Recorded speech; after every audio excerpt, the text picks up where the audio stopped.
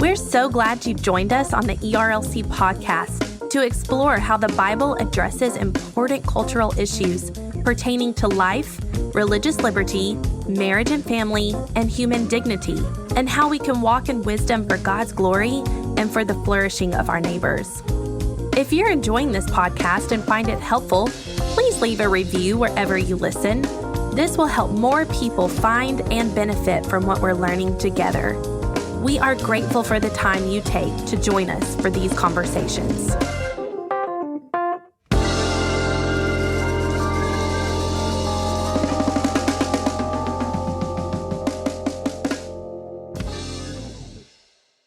You're listening to the ERLC podcast. All right. Can y'all not hear me? We can now. hear you. We were just ignoring you. Can y'all not hear me? We can hear you. Could you hear me before? When you said I'm just dropping in links? Mm-hmm. Yeah, we just ignored it. Oh, then you really were just ignoring me. Okay. Yeah. All right, just making sure.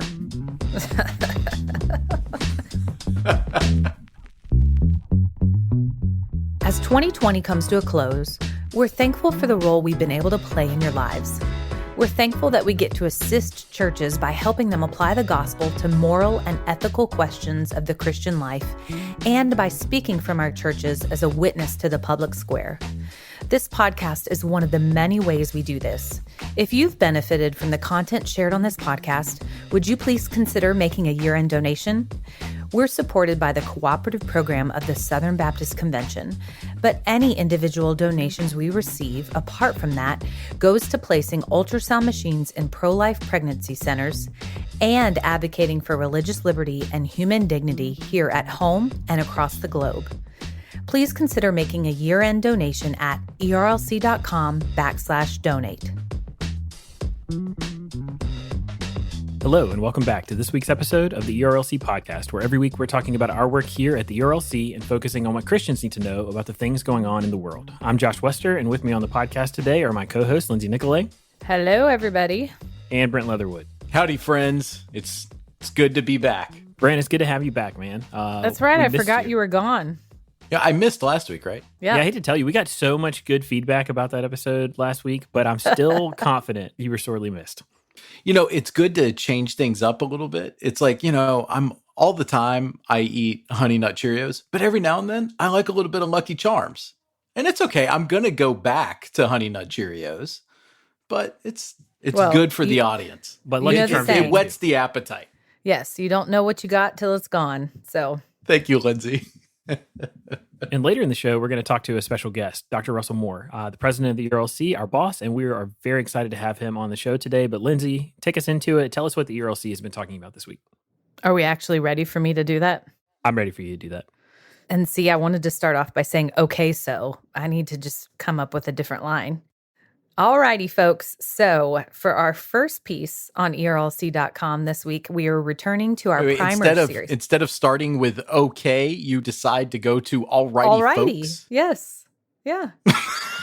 Alrighty is very warm and welcoming. I suppose you could always pivot back to okie dokie. Okie dokie. Yeah. Golly gee, everybody. Exactly. I mean, are we doing the podcast with Foghorn and Leghorn here? Yes. P.S. That was my shining moment at Redemption City. I had to make announcements one time when we were in one of our million locations. And one of the pastor, so whoever had preached, maybe it was Jed, was talking about how people don't say gee or golly gee or something. And the minute I got up there, what did I say? Golly gee, folks. It's been so good to be with you. Anyway, cracked myself up. So, kicking off our articles this week on ERLC.com, we are returning back to our primer series, which we've been talking about the last several weeks, where we are covering different aspects of Christian ethics to help us understand these really important issues. And what we're doing is covering books on various topics, short books, so that they're accessible to you in the midst of your everyday busy lives, so you can feel equipped and educated when it comes to the various issues that make up Christian ethics. This week, we're running a piece by Jared Kennedy, who, if you don't know, is also our family and parenting channel editor. He's also an author himself, but he covers the issue of family. And his article is titled, Why Every Christian Should Care About Family Ethics, Understanding What the Bible Teaches and Recognizing We're All Part of a Family. And right off the bat, even in his title, highlights the importance of this article because indeed, whether we're single, whether we're married, whether we come from a broken family or an intact, healthy family, we are all a part of a family. And the family is one of the most attacked institutions in our culture today. And so we need to be able to answer these really hard and complex cultural questions. And the book that he recommends and that he writes about is called God, Marriage, and Family, Rebuilding the Biblical Foundation by Kostenberger with David Jones. But he also throws in a shout out to our boss, Russell Moore, and brings up his book, The Storm-Tossed Family. And so that's one that you could check out as well. But I would recommend that you take a look at this article because, again, even as we think about the holidays, even if we're gathering over Zoom, we're navigating complex family issues. And Jared gives us a good place to start from. Lindsay, it's so cool that Jared has joined us as a part of our team just in this part-time capacity. He is one of the very best voices when it comes to family ministry. And so this article and what he recommends here is certainly worth checking out. Also, Jared's own resources that are available for parents as they are trying to find quality Christian books to read with their kids, as they're trying to rehearse gospel truths. Jared just does an incredible service for Christian families in the work that he does.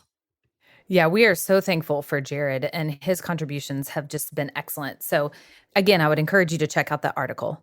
Moving on, of course, we have not forgotten about COVID because COVID is everywhere and COVID is affecting our lives. And COVID is like the lamb chop show. It's the song that will not end. It's the virus that will not end. Yes, it goes on and on, my friends. Some people started singing it. You remember that? Did you ever watch that growing up? Is No. that COVID or is that the year 2020? Yeah, it is. It's the year 2020 as well. But It reminds me of the meme that was going around earlier this year where the guy is he's celebrating the clock changing over December 31st, 2020. And at midnight, it just keeps going in 2020. It keeps going. It's Groundhog Day. Oh man, please don't let it happen. I just want to get some more Lindsay singing going on. Yeah. Well, don't worry. You ask for it. Got to give the people what they ask for. That's right. So back to this COVID article. So we have actually 2 disaster specialists who have written this article, which I told my husband, I was like, wow, there are so many fields of expertise I could have gone into when I was in college, but I didn't know these things existed. So they've studied disaster psychology and disaster ministry, and they're out of Wheaton, Aten and Kent Annan. And their article is titled, What You Need for Spiritual First Aid During COVID, Biblical and Research-Based Guidance to Help Churches Respond to Needs in a Disaster-Filled World. And so this article is important because it talks about how there are spiritual and physical needs in the midst of COVID, but those are more challenging to meet because we have to be socially distanced. And so they use their combined 3 decades of experience to give some advice. And they also use something that they have field tested for the last 4 years and refined, and they call it spiritual first aid. And so it just gives us some practical guidelines for how we can be aware of and respond to the needs of those around us. Because even though, and this is, I'm guilty of this, even though we're away from people, socially distanced, that doesn't give us an excuse to be out of sight, out of mind. We need to be aware, especially as believers, and cognizant of how we can actively help shepherd people through this difficult season. Lindsay, I thought this piece was helpful because it actually surfaces the struggle that I know I'm facing, and it sounds like a lot of my friends are facing in this moment where everything has been kind of reframed with either us, working from home or doing things at a physical social distance. And that's just really hard. And, in some ways I feel like, I'm trying to keep up a regular schedule and things are busy, but then at the same time, it just feels like things are moving incredibly slowly, and it's just hard to do these things. And so I think that this, your reminder, don't just don't just hide from what God calls us to in this moment. Like, we really need to be out there and engaging. And this is a helpful piece that will do that. The cool thing about this article as well is that there are resources at the end. So their team at the Humanitarian Disaster Institute, which, side note, again, it's just cool how the Lord equips people with different giftings and brings them into ministries like this. But they have a list of resources at places like reopeningthechurch.com. Again, this is all in the article. They have another list at spiritualfirstaidhub.com, including a COVID-19 mental health handbook and a spiritual first aid manual. And actually, they partnered with us at the ERLC on a special edition of their Preparing Your Church for Coronavirus manual. So it's step-by-step, research-informed, faith-based planning guide to help churches. And then I thought this was really helpful as well. They said this: the good news is that our team's studies show that taking small steps to practically help others amidst a crisis like COVID-19 can make a big difference. So you don't have to be one person that goes out and changes the world, or starts a humanitarian disaster institute. Just a small step, like reaching out to your neighbor, or making a phone call to a family member who's isolated. I'm just trying to still figure out, Lindsay, why didn't you go into humanitarian disaster ministry instead of becoming a professional singer of 1980s children's shows? Was Lamb Chop 1980s? Well, pretty sure Lamb Chops was 1980s. I did not know that such things existed. Had I known, maybe I would have gone into it. But we're thankful for professionals like these gentlemen who probably do a much better job than I could. And then finally, so listeners know that we record this on Thursday and then it releases on Friday. Friday, we also release our weekly, which usually has the lead article and then has a rundown of some of the other things happening at the ERLC, things happening in DC. So this week, I thought the article is important, so it's a sneak peek. So it's a sneak peek for our listeners now, but actually it'll be released on Friday and the article will be out, so then it's no longer a sneak peek. But it's a sneak peek for my co-hosts. It's really just careful planning, I suppose. Is that complicated or what? But this is an explainer from the ERLC staff about these vaccines you have been hearing about, good news that we've been hearing about. So it's titled, What You Should Know About the COVID-19 RNA Vaccines. And right off the bat, I need to know about these vaccines because I don't even know what RNA means. So this explainer goes through what Pfizer has been talking about and another company, Moderna Inc., which, P.S., the Queen of Tennessee, Dolly Parton, donated $1 million to the Moderna efforts. That's right. And that's why a portion of the trials are taking place here in Tennessee. Interesting tidbits. Yeah. I'll tell you this, one bit of really practical knowledge I did not realize before reading this, which will come out today for our listeners in the future. See, this is why Back to the Future, it's just very hard to keep up with all of that. But no, seriously, one of the things that I thought was really interesting, a bit of practical knowledge, I did not realize that RNA vaccines, like one of the chief reasons that you want to develop an RNA vaccine is that when you take it, it is not something that will actually potentially give you the disease itself, so that your body builds immunity. I'm here for that kind of knowledge. Yes, it's amazing. So some of the questions answered, what are vaccines, vaccinations, and immunizations? What are the advantages of an RNA vaccine, which, like Brent said, it's not an infectious vaccine, whereas some other vaccines actually give you a little bit of the disease. This does not, which is just amazing. What does it mean for a vaccine to be 90 to 95% effective? Because we've been hearing those amazing numbers, and it is good news. And then why are individual vaccines a matter of public health or concern? So why does it matter that you or I would make the choice to get vaccinated and to get our family vaccinated? And then what happens next? Pfizer's been talking about this. Moderna's been talking about this. We all want this pandemic to be over. So what's the next step going to be? So check out that article on our website. But then also, if you're not already subscribed to the weekly, I would highly recommend that you do that. And you can find that on our homepage. Yeah, so the weekly, shout out to this thing we put together every week. If the ERLC podcast is like everything you need to know for your ears, the weekly is basically everything you need to know for your inbox. It is taking the important things from the week, synthesizing them, putting those right at your fingertips. Comes out once a week. It's not going to clutter your inbox, but it is a really, really valuable once a week email. Also, shout out to these pharmaceutical companies who are striving to get the vaccine out and available to us.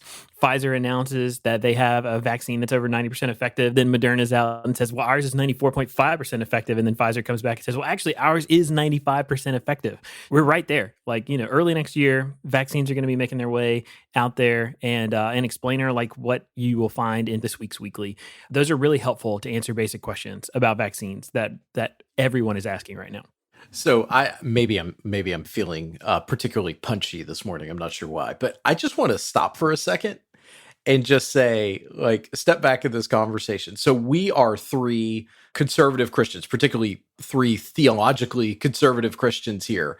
And for those folks who may listen out there that might be, skeptical or even critical of Christians, we're sitting here affirming the science that is creating these vaccines. And we're really thankful for the hardworking men and women and experts and scientists that are diligently working to get this to the market so that we can hopefully get this pandemic to an end. And I just think there's something interesting about this, important about it, but I also just want to take a step back and, for those folks that are skeptical of conservative Christians like us, realize what we're saying here and why this is such a good thing. I think it's cool that you're saying we basically are defying the stereotype, and at the same time we're trying to blow it up because exactly Christians really are pro science, pro real world, pro intellect people. And so we're pro knowledge, and in this case we're going to be pro vaccine. It's going to be one of the individuals that's at the heart of shepherding this forward from the perspective of the government is Dr. Francis Collins. Who is a strong believer and wants to be helpful for folks. I just think that's just an interesting commentary on this moment. So anyways, I'll get off my soapbox now. We believe those areas of study ultimately point to the Lord, to our Creator God. And so he's not opposed to them. In fact, he's Lord over them. So thank you, Brent. And that little bit of extra time you added to this section should be deducted from your culture section coming up. So just keep nonsense. That in mind. Y'all, I'm coming back. I'm coming back with some ferocity. Keep that for this week's cultural content. Okay, well, as I remind you every week, there are plenty of other articles and videos and podcast resources at our site. But for now, that's your look at what's happening on ERLC.com. Hey, thanks, Lindsay, and Brent, for adding your knowledge there. That's helpful look at what's going on at the ERLC. Brent, tell us about the world of culture this week. All right, well, so we're going to make it a smooth segue. Why are we so excited about vaccines? Well, it's because, unfortunately, coronavirus, particularly in America, is at an all-time high. So Axios is reporting that this is as bad as the pandemic has ever been. The most cases, the most explosive growth, and the greatest strain on hospitals. If businesses were closed right now, it would not be safe for them to be reopened, and holiday travel will be risky no matter where you're coming from or where you're going.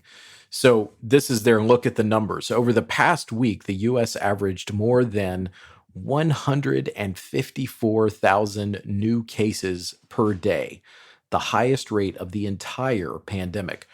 The number of new infections rose in 46 states, held steady in 3, which means that they remained very high, and declined in only 1, Hawaii, which, Lindsay, I'm sure that makes you want to head to Hawaii, right? That's because everybody is outside in the gorgeous weather at the beach, where the virus does not as easily spread. That's right. How rude of you to rub that in our faces, Brent. I know. Well, and this comes on, or actually this next news item comes on the heels of that. So the Center for Disease Control has now issued, so this is actually just before we went on air here, The CDC has issued new guidance. Americans are advised not to travel for Thanksgiving. Around 50 million Americans are expected to travel for the Thanksgiving holiday next week. Public health officials are now begging them to stay home, according to the Wall Street Journal. I don't know what to. I mean, we've been having some conversations with colleagues over the past week about what folks are planning to do. We've got one of our teammates at the ERLC who is inviting some folks from his family over to his house, and he's making everybody take a test and show a negative test before coming. We've got another one who is setting ground rules with her in-laws about mask wearing and doing stuff. We've got some other folks that have just said, hey, we're just going to cancel Thanksgiving for this year, and we'll call everybody on FaceTime. I mean, I imagine that's probably some of the conversations that are happening around the majority of America right now, and who knows what's actually going to happen next week. Yeah, and I think the biggest thing we want to say to all of our listeners is basically, look, most of you have already decided what your holiday plans are going to be, whether you're going to keep things the same as normal or you're not going to travel or whatever kind of alterations you might make. We would just encourage you to be as careful and as smart as you can about whatever plans you have made or things you plan to pursue. I know in my own family, we have several new babies that are very young, and we're trying to protect. And so even as we gather in this kind of slightly different format than we would do normally, their safety is at the top of our concerns. And Brent, one of the things that stood out to me, you talked about the fact that right now we're having about 150,000 new cases every day. Well, I understand the pandemic is wearing on us. We're tired of talking about it, tired of it, dominating our lives. But just keep in mind that with the number of infections that high, 150,000 people, 3,000 of those people, or nearly 3,000 of the people from that one day, are going to die. Like that's the mortality rate of this disease. And so when you hear those numbers, try not to just be so numb to it that you just turn it off, because even if you are young and healthy and less likely to be significantly impacted should you contract coronavirus, the reality is that even young people, even healthy people, sometimes experience really, really negative effects, and sometimes it leads to death. So we would just encourage you, be smart, be careful, and certainly enjoy your holidays, but do so with an awareness that this is not a normal year. It is so tough. This is also on the heels of the article that was released that talked about planes being safer than restaurants. Do y'all remember that? Because of the filtering that's happening. One of my doctors told me that the risk is in the airport. And so she said, if you're traveling in the airport, she didn't say it during this wave. It was the last wave. But if you're traveling in the airport, wear your mask the entire time. Do not take it off to eat or drink. It's challenging. People are lonely. Some people, it may not be worth it to stay at home.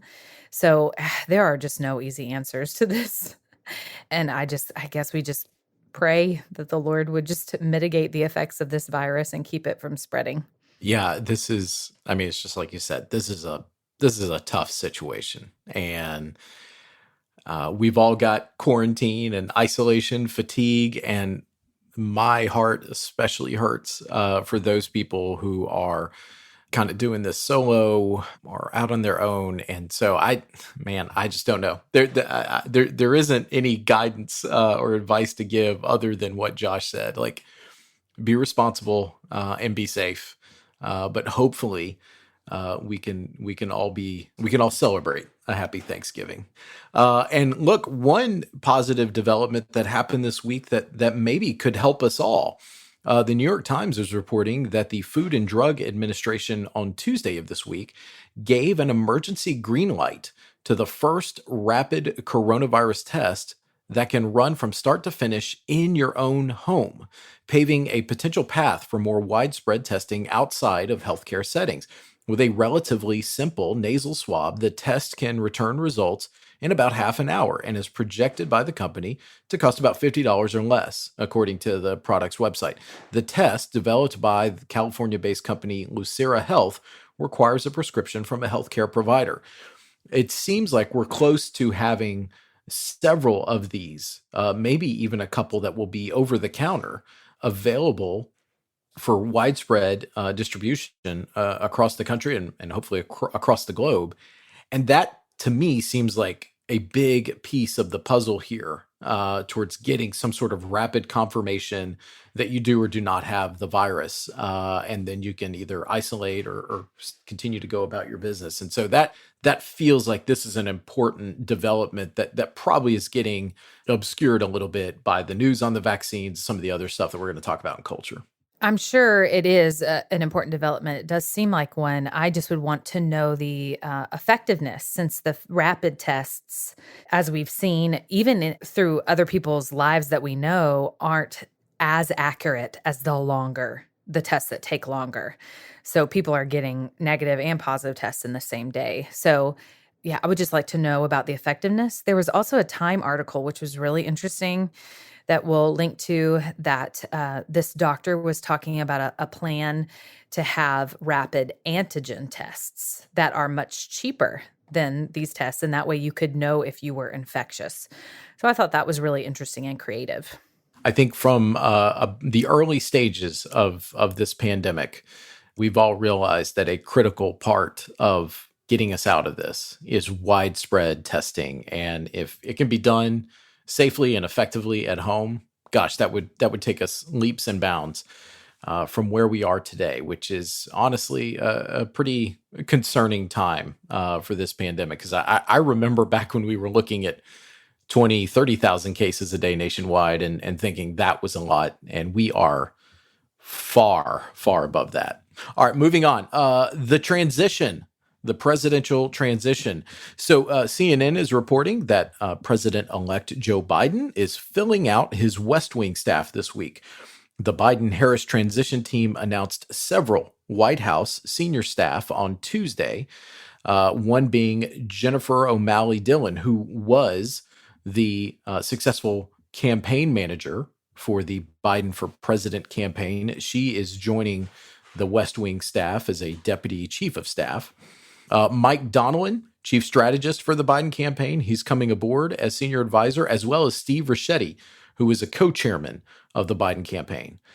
Dana Remus, general counsel for the campaign, and Julie Rodriguez, who is the deputy campaign manager for the campaign as well. They're all coming to the West Wing staff. It was also announced that Congressman Cedric Richmond from New Orleans, a Democrat from New Orleans, he will serve as senior advisor for public engagement for President-elect Biden when he becomes president. All of these individuals are joining Ron Klain, who Joe Biden announced would be his incoming chief of staff. And the takeaway, I think, for a lot of folks who are watching this is that this team is coming aboard with a high degree of competency and knowledge about how government works. Brent, of all those names that you just threw out there, are there any that stand out to you or that you're more or less familiar with? Yeah, I'm familiar with a few of those names. So Jen O'Malley Dillon, she's been an operative on the Democratic side for several years. Steve Ricchetti is actually pretty well known in Republican circles and operative circles on Capitol Hill. And one article that I read this week suggested that he would probably be the first person that Republicans on Capitol Hill reach out to because he does have some bridges there. And Ron Klain, who is the incoming president's chief of staff, he's very well known in Washington as an effective messenger and collaborator on a number of different items from his time in the Obama administration. So, and one we should point out, Julie Rodriguez, she actually worked in the Obama White House, and she's someone I think that is very familiar with folks who have dealt with previous administrations. So yeah, these are some names that I think will be familiar to some folks, and that I think is exactly what the Biden-Harris administration is. That's the image they're trying to project. Yeah, Brent, we mentioned last week on the podcast that Ron Klain has been with Joe Biden since the beginning of his career in the Senate. And if you forgot, Joe Biden was elected to the Senate when he was 30 years old. So, I mean, that's significant. It makes me want to ask, what am I doing with my life? The Lord's plan is different for everybody's life. And you have a wife and children that you're taking care of. You've done good things with your life, Josh. And gosh darn it, people like you. That's right. Oh, What is that from? Saturday Night Live. Oh, That was, wasn't that Franken? Didn't Al Franken do that character? yeah. You're good enough, you're smart enough, and gosh, it's the guy that talks in the mirror. Yeah, I'm getting the monologue confused between that and the thing from The Help. You're smart, kind, and important. You was you was smart. I can't remember it. You was kind. You was. I don't remember the rest of it.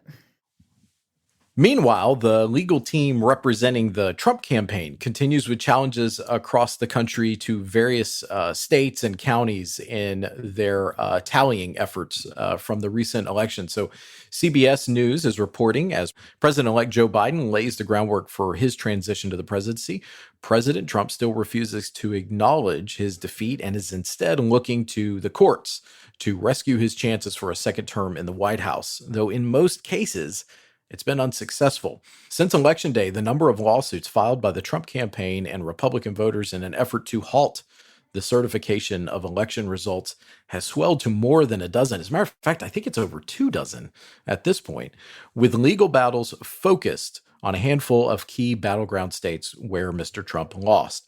The president continues to claim the cases provide him a pathway to victory over Mr. Biden, but they involve too few ballots for him to close the president-elect's 5.5 million vote lead or change the outcome of any one particular state's race.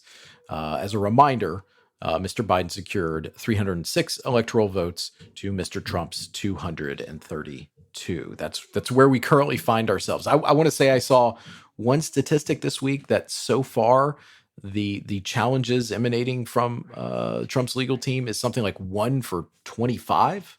That's right, Brent. The last time I looked at it, it was 1 for 25. I think I had read an article that about the whittling away of Trump's legal team. Is it true that the number of lawyers has significantly decreased in the midst of these lawsuits?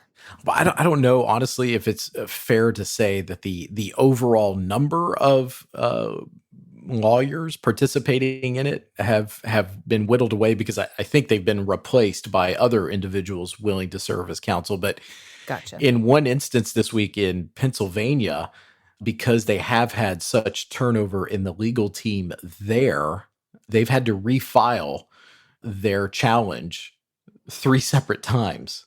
And at one point, Rudy Giuliani, who is leading on the ground the effort in Pennsylvania, he cited the fact that they are having to amend their legal filing because they have had so much turnover. They actually want to include something from their very first filing. So that's just what happens, I guess, when you have folks deciding to not serve on a legal team at the last minute. Okay, and also this week, President Trump, he fired his head of cybersecurity. So NBC News reports that Christopher Krebs, who led the federal government's, by all accounts, successful election cybersecurity efforts, has been fired by President Donald Trump via Twitter. Krebs, the director of the Cybersecurity and Infrastructure Security Agency, or CISA, has been the target of public criticism from Trump since the November 3rd election over his agency's rumor control blog, which rebuts a list of false claims about election fraud and hacking, many of which Trump or his lawyers have touted as real after he lost the election. Quote, "I'm proud of the work that we did at CISA," Krebs told NBC News on Tuesday night after the firing. "I'm proud of the teammates I had at CISA. We did it right." A source with knowledge of the firing said that Krebs found out about it via Twitter and that it was upsetting for him because he took his work seriously. Needless to say, it's a bit jarring that there is somebody who is tasked specifically with ensuring that there are no cybersecurity threats to the election, and that everybody agreed he did an incredible job. That agency did an incredible job, but now he's been let go. That's not a good sign for where things stand currently. I got to say, it wasn't really surprising to see this happen. I mean, we're in the final days of the Trump administration, and there has been a considerable amount of personnel changes. But with the Trump campaign and the president himself disputing the outcome of the election and insisting on the possibility that widespread fraud occurred, which would have affected the outcome, seeing this termination as well as a number of others really isn't surprising, but it is kind of disheartening. Okay, moving on over to the wider domestic front. So Bloomberg News is reporting this surprising finding. 8 months into the pandemic, Americans' household finances are in the best shape in decades.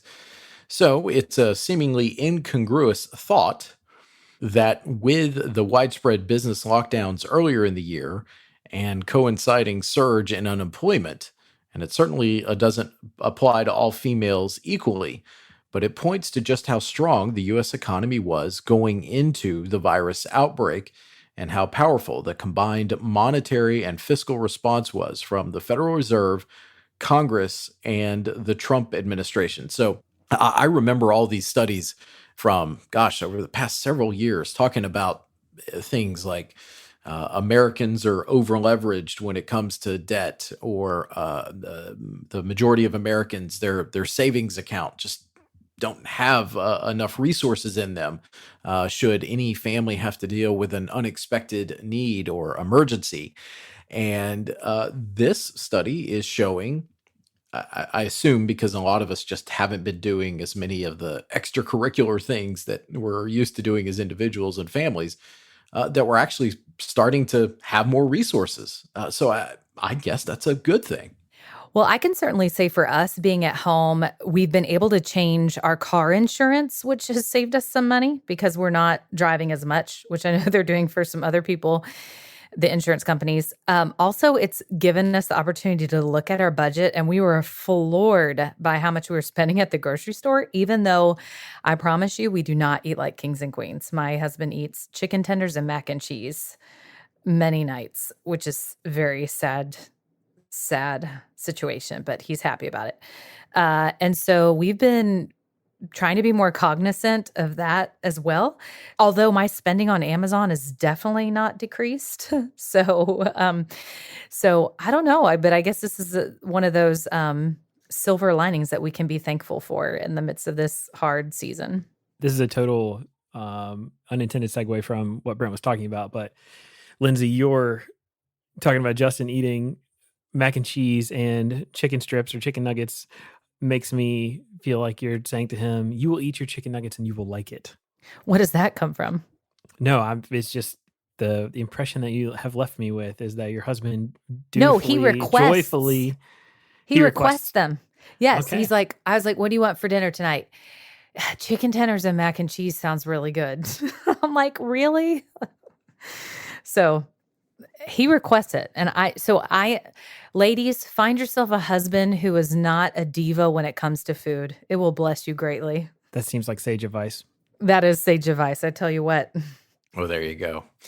Okay, well, for this next story, it kind of picks up a thread there in that Bloomberg News report. It said that the financial picture, it doesn't apply to all families equally.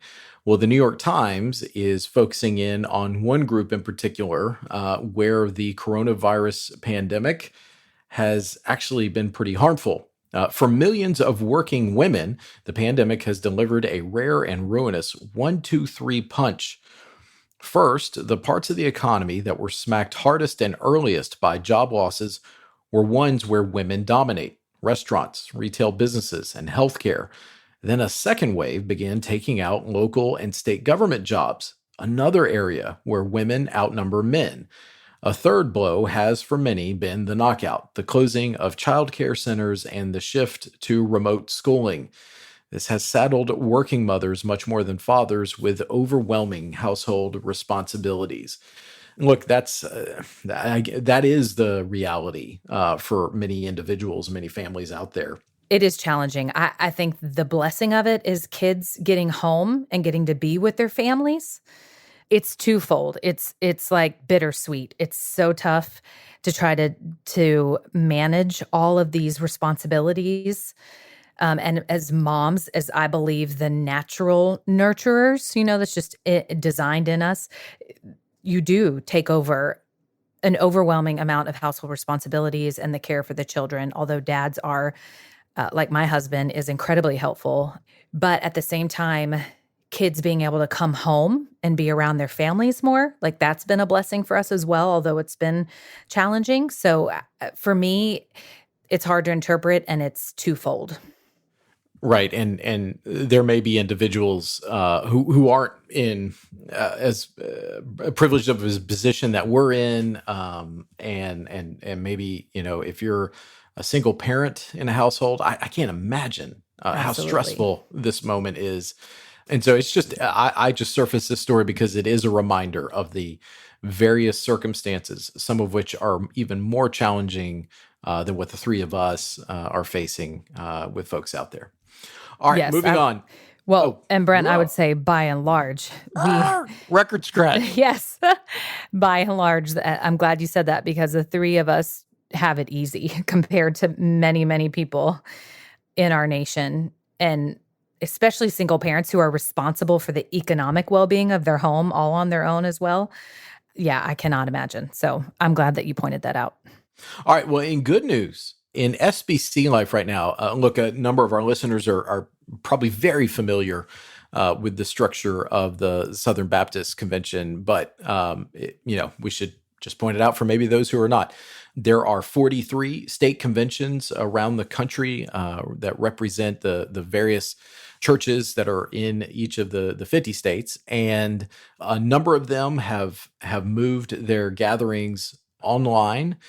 Some have determined to follow in the steps of the annual meeting and just cancel this year's state gatherings. And there are a few that are moving ahead with some limited in-person meetings, but there's still some good news that are coming out of these. And one of them was particularly great this week.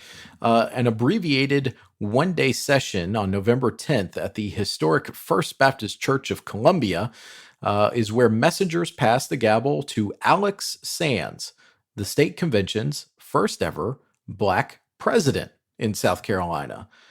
So congrats to Pastor Sands, and congrats to South Carolina for this really historic moment. And I'm just so thankful for the work that is going on at the state convention level, at the association level, and all of the pastors and messengers who are gathering to continue to do the administrative work of the Southern Baptist denomination. Major shout out to South Carolina Baptist. It means a lot to me. So I grew up in North Carolina and have spent a ton of time in South Carolina. I have some really good friends who are Baptist pastors in the state. And look, the Southern Baptist Convention, we talk about it all the time because I think it's a necessary thing. We're a denomination that was formed for reasons that, we frankly have been deeply ashamed of, because we wanted slaveholders to be able to serve as missionaries. And in the more than 150 years of the SBC's long history, we have come to, repudiate that from that history and that identity. We've repented for it, but we have been on a long, long march toward trying to achieve racial reconciliation, racial unity, racial harmony. And so in South Carolina, which was, the first state to secede from the Union, it's where a lot of the groundwork for the SBC was laid in the mid 1800s, for them to finally, after all of this time, elect their first Black president of this state convention. This is a huge deal and something for Southern Baptists to really celebrate. So it just warms my heart. It is incredibly encouraging, and it's something that I'm glad we can draw attention to. And you know what's really cool about this? He is going to be holding the gavel for next year's meeting, which will be the 200th anniversary of the South Carolina State Convention. I mean, that's amazing right there. So this really is a historic moment. Okay, and for this last note, perhaps it is appropriate that I mentioned Back to the Future previously, because it deals with Michael J. Fox, and unfortunately, it's a bit of a sad note. According to the Los Angeles Times, the actor reveals in his new memoir, No Time Like the Future, that he is retiring from acting once again due to declining health. Quote, "There is a time for everything, and my time of putting in a 12-hour workday and memorizing 7 pages of dialogue is best behind me," Fox writes. "At least for now, I enter a second retirement. That could change because everything changes. But if this is the end of my acting career, so be it."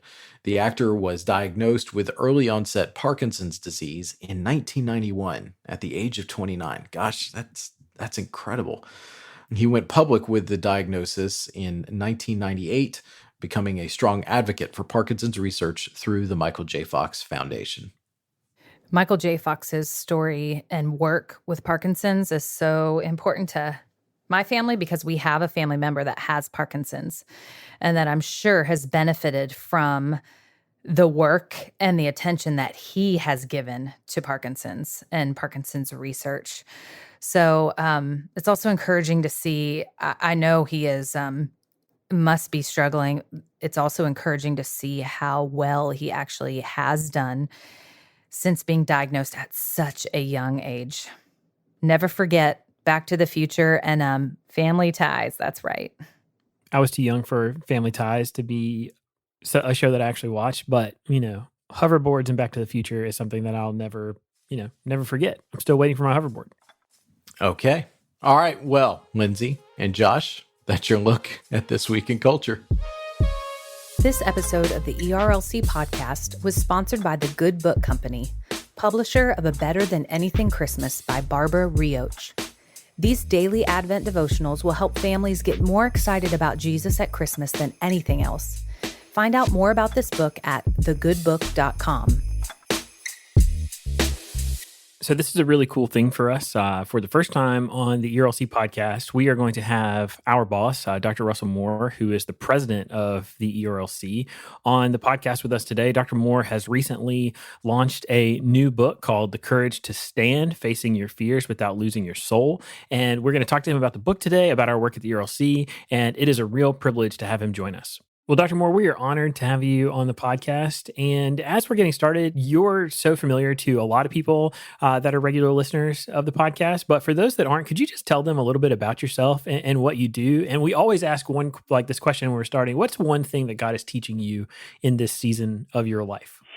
I am a Christian since the age of about 12, who sensed a calling to ministry fairly early on, and have been in ministry now for 25 years with my wife and now 5 sons.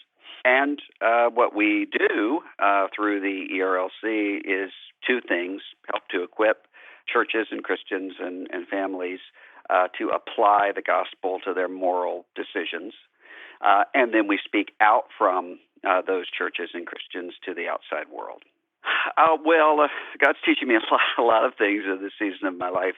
I think among the things that I'm learning right now is the importance of understanding uncertainty and mystery in terms of the meaning of one's own life, because what we're all dealing with as not just as a country but as a world is this sense of unpredictability. I think that the pandemic has shown that there are all kinds of things that we expected on New Year's Eve of 2019, 2020, that did not turn out to be that way. We never could have predicted some of the things that have happened.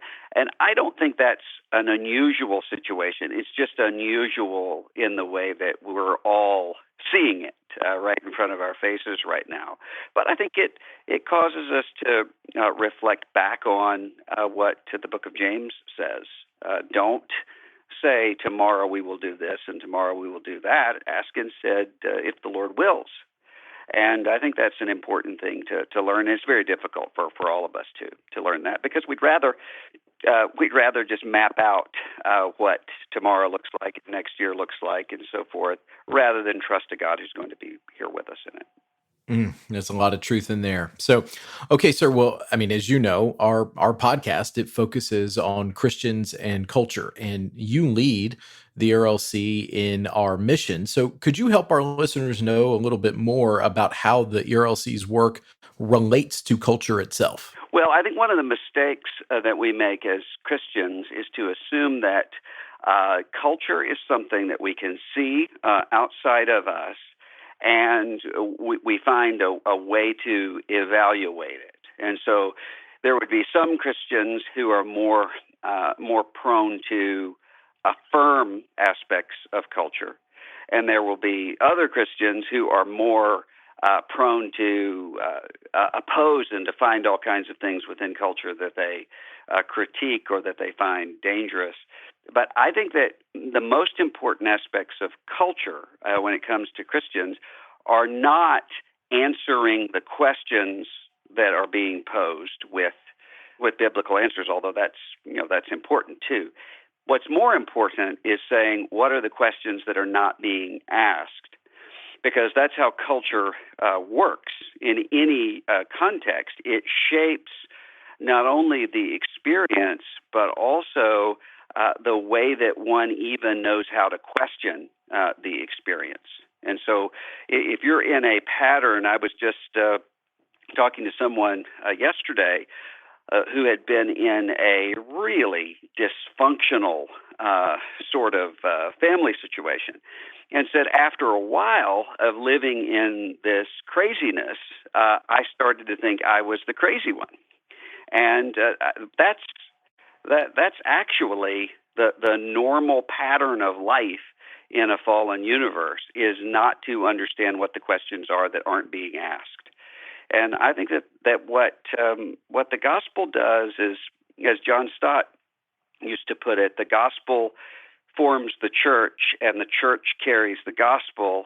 And as the church carries the gospel, it helps people to connect to a larger way of living in Christ that then is to affect the mind, but not just the mind, also the imagination, also the conscience. And a lot of that is going to be, I'm really less worried when it comes to cultural formation. I'm less worried about whether somebody knows how to articulate why they live a certain way or act a certain way, as that they have the right kinds of intuitions that know when there are questions that need to be asked. I think that's the most important thing when it comes to culture. Dr. Moore, that's really helpful, especially thinking about the fact that one of the roles is it is counterintuitive. It's not necessarily to confront the issues that are right in front of people's faces, but talking about the things that are being neglected or overlooked. And so that's kind of a good segue into the next question, which is about your new book. So your new book is called The Courage to Stand, Facing Your Fear Without Losing Your Soul. And so I guess as we're, to start off with about this, why did you write a book about courage, and why do you think this is something important for Christians to hear right now? Well, I wrote the book because I found that most of the people that I was dealing with and working with thought that they had one problem when they really had another. And that is, what they assumed their problem was that they didn't know how to answer all of the questions around them. And so it was, let me make sure that I'm prepared to be able to argue with people. And there's a limited value in that. But they assumed that was their problem, and it really isn't. The primary problem that they were facing is fear, and the way that they're responding to fear. And people respond to fear in different ways, but in ways that are alike, driving us away from Christ. So there's some people who respond to fear with a sort of withdrawal and accommodation to whatever they're afraid of. And that's what we typically think of when we think of cowardice. But then some people respond to fear with a kind of frantic, self-protective quarrelsomeness. And that's also being driven by fear rather than being shaped by Christ. And so I kept seeing this reality show up in multiple different areas of life, whether it was dealing with someone who, for example, talking to somebody who did not want to marry a woman that he he obviously should marry her. And he knew that she was exactly right for him, and she knew that too. But he was afraid that because his family background had been so bad, that he was just going to repeat the errors that his parents had made. And so he was afraid, how can I know that I'm not going to do that? And so I would have to come in and say, look, the very fact that you're posing that question tells me that you're not in the groove to repeat the patterns that you've seen with your parents. You're going to be really careful not to do that. But what he wanted was, well, can you show me a kind of certainty that I'm going to be a good husband and a good father? And the response was, no, I can't show that to anyone because we don't see that into the future. And I found that that's the case really with almost everything. We have a sense of saying, before I can trust God with this, whatever it is, I need to make sure that I know that all the risk and danger has been evacuated from it. And that's just not what the Christian life is like. Well, you touch on those issues with fear, with anxiety, with other issues throughout your book. And the book, throughout the book, you trace the story of Elijah in a really interesting way. So what was it about Elijah's story that caused you to really focus in on him? And how does Elijah's story help us learn about courage? Well, a couple of reasons why I focused on Elijah. One of those is because of how important he is in terms of the biblical story. If you think about the traditional practice in a Jewish household at Passover to leave a chair open at the table for Elijah, that's just an illustration of how important this figure is throughout both the Old and New Testaments. And, it's hard to imagine that because this is a figure that really only shows up in a few chapters in 1st and 2nd Kings. But then throughout the whole rest of the Bible, there's this there are these allusions back to Elijah, and there's this word that says, before the day of the Lord, Elijah will come. That's the last thing that we're told in the Old Testament, in the book of Malachi, before 400 years of silence. Before the great and awesome day of the Lord, Elijah, his servant, will come. And then when you come into the New Testament, that's one of the first questions that's being addressed. Is John the Baptist in the spirit of Elijah? So this is an important figure. But secondly, it's because he's an important figure that I misunderstood. And the misunderstanding that I had sort of showed me my misunderstanding about a lot of other things. Because just like with anyone else, if you know someone, you're familiar with someone, a lot of times you'll think of that person in light of one set of descriptions of that person and sort of build out from there. Now, with Elijah, the first thing that would come to mind is Mount Carmel, where Elijah is confronting the prophets of Baal, priests of Baal, and he taunts them, he argues with them, and then he calls down fire from heaven, prays to God, and God sends fire from heaven. And he's vindicated. I mean, people can immediately see that Elijah is a prophet of God, and God is there. It's this moment of real triumph. And I would often think of Elijah as that really being, if you had to say, what's the moment that sums up Elijah's life and ministry, that's it. But the more time I spent with Elijah, the more I realized that that's actually not the hinge moment. That was a prelude to what was going to happen right after that, where Elijah goes out into the wilderness and really sort of takes the path that Moses took from the mountain through the wilderness into the promised land over the Jordan. He takes it in reverse and goes back. And in that's where God is really shaping and forming Elijah in a way that equips Elijah for his future.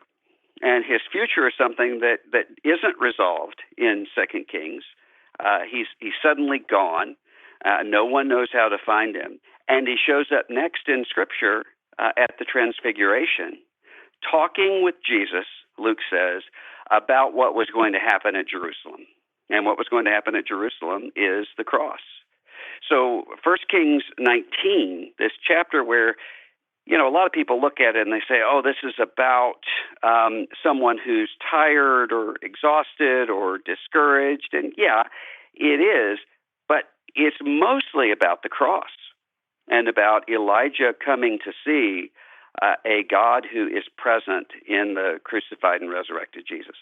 Gosh, Dr. Moore, that's so good. And I like it because you talk about how there is this focal point in Elijah's story that we're all drawn to, but there's more going on there. I wonder, again, this is kind of a good transition point. So as you were writing this book about courage, I know, you write in deeply personal terms. The book reveals a lot about your own experience. And I imagine you had to be pretty deeply reflective about that as you were going through the writing process. But as you were writing this book, was there anything about your own life that you kept returning to in your thoughts, either as some kind of inflection point or formative experience?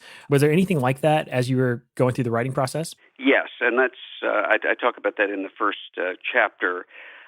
Is the experience that I had as a 15-year-old in the Bible Belt, thrown into a spiritual crisis about whether or not Christianity was real and whether or not Jesus, in fact, was there. And it wasn't because of intellectual doubt. That wasn't my problem. My problem was that I saw so many examples in the world around me of Christianity as a useful tool for all kinds of other things. Christianity is a tool to prop up Southern culture, or Christianity is a tool to keep marriages and families together, or Christianity is a tool for political power, all of those things, that I started to wonder, well, is this all just a means to an end? And so I talk about in the book how formative it was for me to have read the Chronicles of Narnia so many times as a kid that I practically lived in that world. So I recognized the name C.S. Lewis on the spine of Mere Christianity and took that home. And that's what God used really as maybe the pivot point, other than my actual conversion, the pivot point of my life, and shaped and formed everything going forward. Not because of the arguments that Lewis gives in Mere Christianity, although those are good and sound.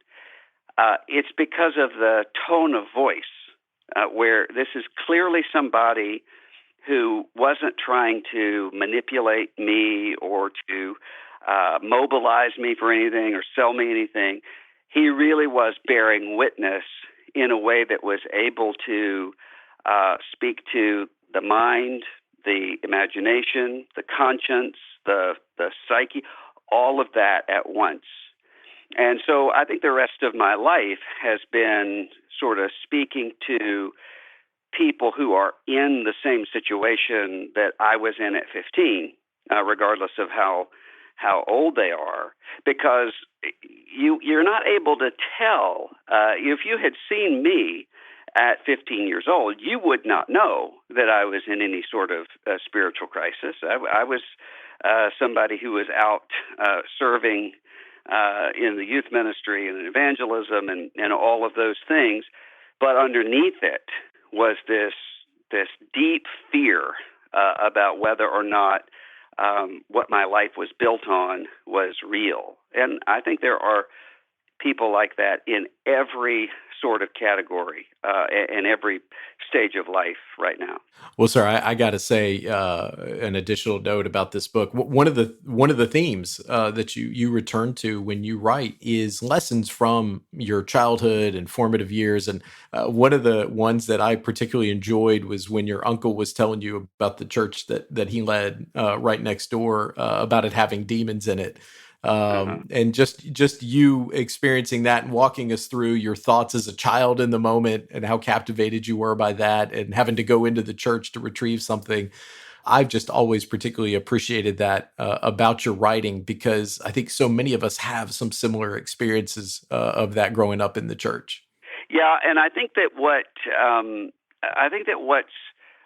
often missing is the way that children need to have some sort of acknowledgement of the dark and of what's wrong out there in the world.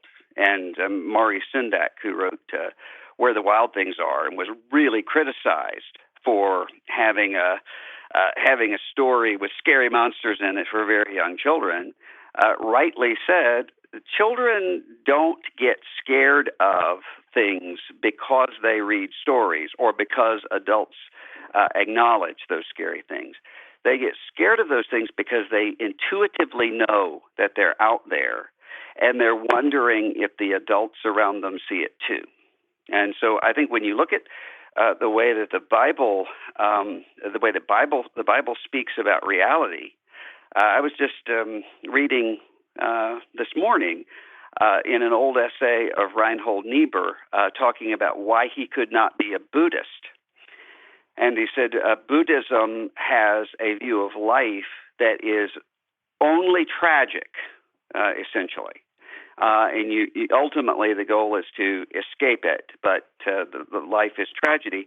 Whereas in Christianity, you have tragedy and comedy, to use a dramatic term, not in laughing comedy, but in an upward affirmation. Both of those two things exist together, and that makes sense out of life. And I think that's true. And so when I encountered a kind of Christianity that said there's a God who lives and there are forces that are opposed to that really did ring true with me. Not only because I knew that's what the Bible teaches, but because it made sense of the world. And so I think that was right. Well, Dr. Moore, we want to say thanks so much for joining us today. I know, again, a lot of our listeners are already very familiar with you, but the ones that aren't, I don't know where else you can go to find a discussion of where the wild things are in the Chronicles of Narnia that pivots to Reinhold Niebuhr, but you know that's what people can expect from your writing. And so we commend your book to them and your weekly newsletter, more to the point, that comes out on Mondays. But for Brent and I, we just want to say thanks so much for taking the time to join us today. Well, thanks for having me. Good to talk with you. So now it's time for the lunchroom, where every week we tell you about the things that we've been talking about with one another. Lindsay, you're up first this week, so tell us what's on your mind. I was about to start off with so again. Why do I start off with so? Because it's a verbal tick that you have, Lindsay. Yes, you it could is. Start off with fa. T.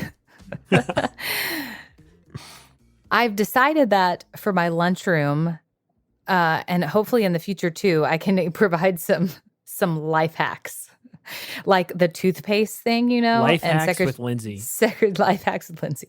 Secretary of State Trey Hargett, has talked about the toothpaste I recommended, and I just feel so built up. That's a shout out to him. I also use that toothpaste and love it. Yes, you do use it. Yes. Once you get used to it, I'm telling you, it works. Arm & Hammer. Maybe you should remind people. I was going to say, tell them what it is. Arm & Hammer takes the stains, the coffee stains off your teeth, because if you don't remove the stains, it's pointless to use Crest white strips because the whitening will not stick.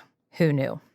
So one thing that I have found that I really enjoy that probably gets me more into more trouble than actually is helpful, I don't know, is it's called Prime Lovin' on Instagram. So if you're on Instagram, it's just this account that you follow, Prime Lovin', like not with a G, loving, but with a apostrophe at the end.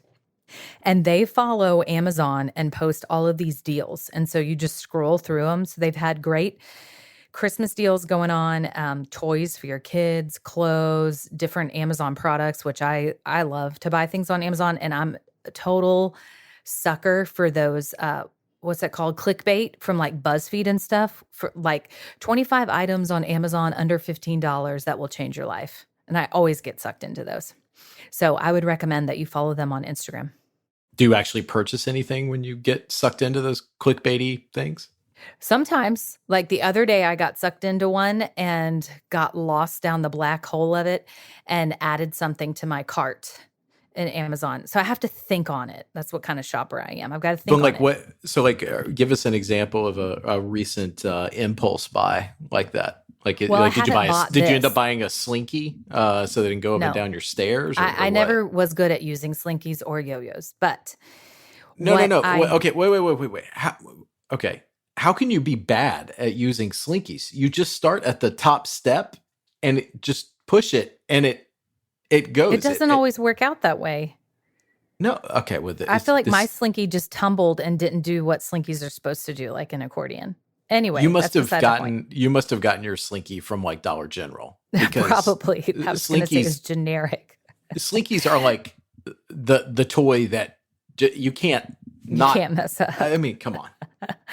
Well, recently I put in my cart. I haven't bought, but it's like this door draft protector. So our doors have, for an outdoor door or an interior door, our doors have these gaps, which is problematic because we have this Jack and Jill bathroom that will be between the two kids' room or guest room. And so it lets light in and noise. And so I had a janky way of fixing it, but I thought that this looked much better. So I was maybe going to try it, and it's under $15. So how can you go wrong? Well, props to Lindsay for using the word janky. So there's your life hack number 1 with Lindsay. Prime Lovin' on Instagram. All right, well, there you have it. Brent, what's on your mind this week? So I thought this was just a cool story, and a lot of us did around the ERLC when we read about it this week. George Clooney has finally confirmed that he once gave 14 close friends $1 million each in cash. I'm so glad you shared the Cold story. hard How cash. I wish I was George Clooney's close friend. Exactly. I mean, he's got 14 of them. Why couldn't I just make the circle one bigger, right? He corroborated this years-old story in an interview with GQ published Tuesday in honor of him being named the magazine's icon of the year. So apparently George Clooney's done some other awesome stuff, but the note that I thought was really, really cool was at the very end of the article, where a friend was saying, dude, I'm not going to take $1 million in cash from you. That's insane. And Clooney's response, it seemed like he was ready for it. Okay, well, if you don't take it, then the 13 others don't get it either. And so it's like, man. I mean, man, what a story. Yeah, gosh, I wish I had friends like that, Josh. Oh, dude, no kidding. I mean, it was such an elaborate thing too. Apparently, he gives them this money, all of them, in cash. Well, where do you even go? They talked about basically going to a warehouse that has just pallets of cash to get $14 million. He puts it in suitcases and gives it to all of them at the same time. He said that the security guards he had to hire to just gather the money together were scared out of their minds. And who wouldn't be hauling around $14 million? It's just, man, what a story to be able to do that. Honestly, it needs to be turned into a movie. Right. Ocean's 14. That's right. If he got it from a casino heist, that would actually be perfect. So it has like anyways, a certain Ocean's quality to it. Anyway, it does. So anyways, that's what I'm bringing to the lunchroom, because honestly, that couldn't be topped. Man, well, Brent brought such a really awesome thing. Mine almost feels weird to pivot back to something serious, but I'll, at the risk of doing that, I'll just tell you, I've been reading this book by Nancy Pearcey called Love Thy Body, which is basically a ethical and theological look at the human body. And the title really threw me, and as soon as I said that, it threw Brent too, because the face that he's making. But it is the full title is Love Thy Body: Answering Hard Questions About Life and Sexuality. And honestly, in this really hyper-sexualized and sexually confused age that we live in, it has been a really, really helpful book so far. I've read about half of it and plan to finish it over the weekend. But it is one of those things that if you have children, or if you're in ministry, or if you deal with issues related to human sexuality at all, this would be a really, really helpful resource for you. Nancy Pearcey takes a lot of these really difficult issues and she makes them so accessible and easy to understand. And so it is honestly not a book or a topic that I was expecting to really dive into, but the book has been so excellent and it is such a helpful resource that I wanted to recommend it to all of our listeners. Well, that's going to do it for the show today. We want to say thanks so much for listening. If you like the podcast, please consider helping us spread the word by sharing the episode on social media or going into your podcast app and leaving us a rating or review. A lot of you guys have done that, and it's been really cool to see those coming in. And just as a reminder, you can find links to all the things we talked about today in the show notes. But for Brent and Lindsay and myself, we want to say thanks so much for listening, and we will be back next week with more content.